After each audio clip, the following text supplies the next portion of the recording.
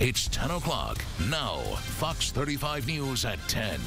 We've got breaking news on the debt limit debate. President Obama says leaders in the House and Senate have reached an agreement to raise the government's debt ceiling and avoid a default.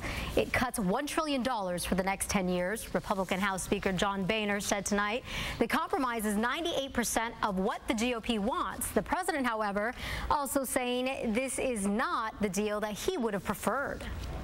The first part of this agreement will cut about $1 trillion in spending over the next 10 years, cuts that both parties had agreed to early on in this process.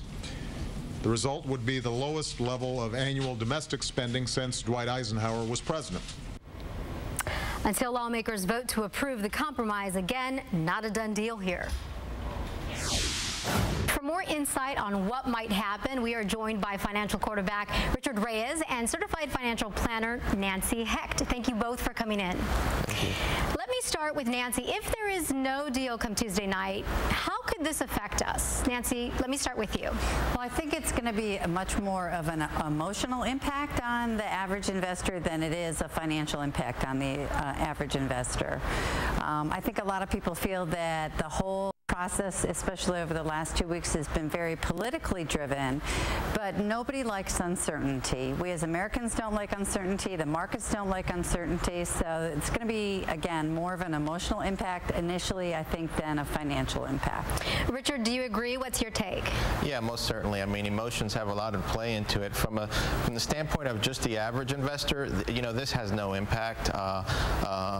If you have a prudent diversified portfolio, you have a plan in place, this has no impact for the average everyday investor. You know, speaking of Wall Street, Richard, what are you watching for exactly right now? I mean, what do you tell your clients to do this week?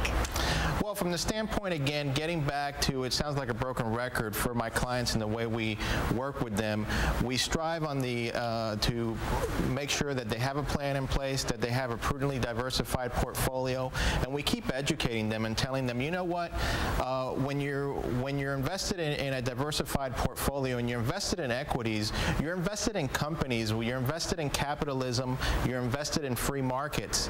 Not always perfect.